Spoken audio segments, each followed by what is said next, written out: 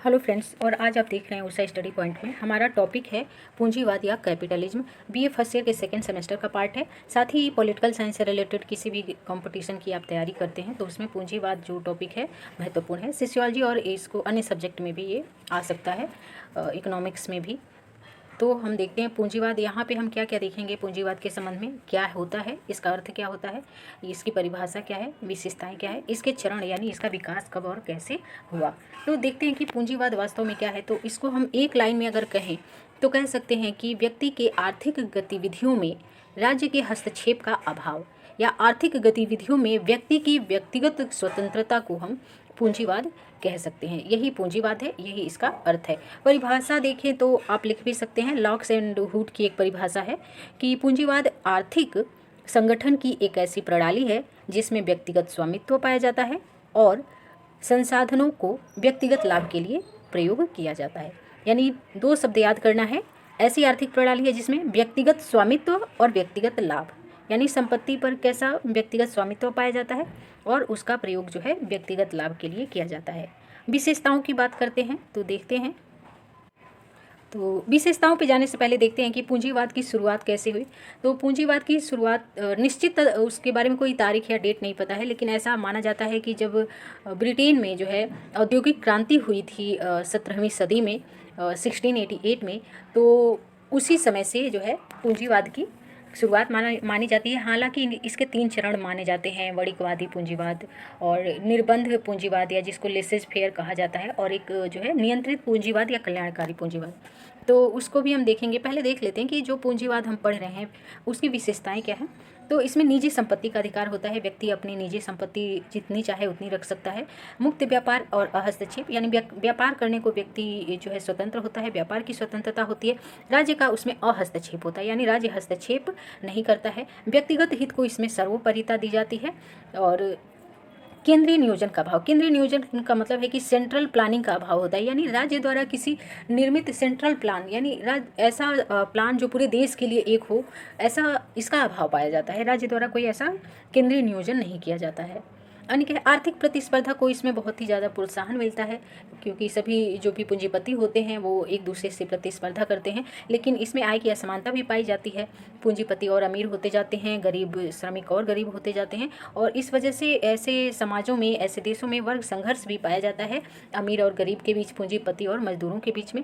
लेकिन इसमें उपभोक्ता की प्रभुसत्ता पाई जाती है, यानी कि जो कंपनियां होती हैं, जो पूंजीपति होते हैं, उनमें एक प्रतिस्पर्धा चल रही होती है कि हम बेस्ट दें ताकि जो उपभोक्ता है वो हमारे उत्पादन को खरीदे।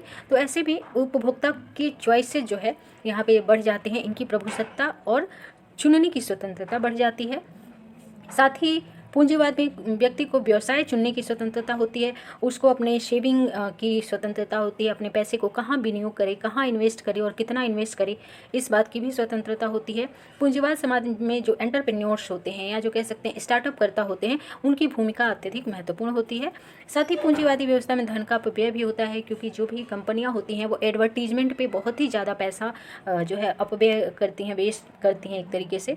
और पूंजीवादी व्यवस्था में सामाजिक कल्याण की अनुपस्थिति होती है, क्योंकि जो पूंजीपति वर्ग होता है या जो भी कंपनियां होती हैं वो निजी होती हैं और वो निजी लाभ के लिए काम करती हैं। सोशल वेलफेयर उनका पर्पज नहीं होता है। इसमें इसके दोष क्या हैं, तो आय की असमानता इसमें बढ़ती है, गरीब और गरीब होता जाता है, अमीर और अमीर होता जाता है। एकाधिकारी प्रवृत्ति को बढ़ावा मिलता है, यानी जो आर्थिक शक्ति है वो कुछ ही लोगों के हाथ में केंद्रित होने लगती है, और इससे क्या होता है, सामाजिक अशांति फैलती है, क्योंकि गरीबी बढ़ेगी, भूखमरी बढ़ेगी, बेरोजगारी बढ़ेगी, तो इससे क्या होगा, अशांति भी बढ़ेगी और वर्ग संघर्ष भी बढ़ेगा। अनियोजित उत्पादन होता है, क्योंकि इसमें कोई उनको नियंत्रित करने वाला या उनको निरीक्षण करने वाला कोई नहीं होता है। राज्य जो है उनका नियोजन नहीं करता है, तो ये अपने हिसाब से ही उत्पादन करते रहते हैं। साथ ही पूर्ण रोजगार प्राप्त कराने में ये असफल होता है पूंजीवाद। ये इसकी कोई गारंटी नहीं है कि ठीक है ये पूरी तरीके से रोजगार प्रोवाइड करेगा। उत्पत्ति के जो है साधनों का भी अपव्यय बहुत ही ज़्यादा होता है, और सामाजिक कल्याण की तो इसमें अनुपस्थिति होती ही है, क्योंकि जो पूंजीपति है वो निजी हित से प्रेरित होकर कार्य करते हैं। सामाजिक परिजीविता को बढ़ावा मिलता है। सामाजिक परिजीविता इन द सेंस कि जो भी संसाधन है तो पीढ़ी दर पीढ़ी वो हस्तांतरित होते हैं, यानी अमीर का बेटा अमीर ही होगा, गरीब का बेटा गरीब होगा। तो इस प्रकार सामाजिक परिजीविता इसमें होती है। बेरोजगारी का भय बहुत ही ज़्यादा इसमें पाया जाता है, क्योंकि कोई निश्चितता नहीं होती। ये निजी सेक्टर होते हैं, गवर्नमेंट सेक्टर तो होते नहीं कि एक बार सरकारी नौकरी लग गई तो 65 साल तक नौकरी करते रहेंगे। इसमें कभी भी व्यक्ति को निकाला जा सकता है कंपनी से। तो पूंजीवाद के चरण को भी थोड़ा देख लेते हैं। हमने देखा कि इसकी शुरुआत मानी जाती है इंग्लैंड में जो औद्योगिक क्रांति होती है 1688 में, तब से। लेकिन इसको 3 कालों में बांटा गया है मोटे तौर पे। एक होता है वणिकवादी पूंजीवाद, ये 16वीं से 18वीं सदी में हुआ। ये राज्य के नियंत्रण के अंतर्गत रहते हुए पूंजीवाद का विकास हुआ, क्योंकि राज्य की शक्ति को महत्व दिया गया। तो राज्य ने जो है अपनी शक्ति बढ़ाने के लिए क्या किया कि व्यापार को बहुत ही ज़्यादा प्रेरित किया और प्रोत्साहित किया, और ऐसे में वहाँ पे पूंजीवाद को बढ़ावा मिला। निर्बंध पूंजीवाद 1776 में आया एडम स्मिथ के काल में। निर्बंध पूंजीवाद का मतलब है ऐसा पूंजीवाद जिसमें कोई बंधन ना हो, जिसको हम लेसेस फेयर या अहस्तक्षेप की नीति भी कहते हैं। और नियंत्रित पूंजीवाद आता है 1930 में, जो वैश्विक आर्थिक महामंदी आई और जिससे सभी विकसित देशों की भी अर्थव्यवस्था जो है वो चरमरा गई, अर्थव्यवस्था एक तरीके से उनकी ढह गई। तो उसके बाद एक नियंत्रित पूंजीवाद, जिसको कल्याणकारी पूंजीवाद भी कहते हैं, उसका विकास हुआ। यानी कि पूंजीवाद तो रहेगा, पूंजीवाद की उस समाज या देश में विशेषताएं रहेंगी, लेकिन राज्य उस पर कुछ नियंत्रण स्थापित करेगा सामाजिक हित में।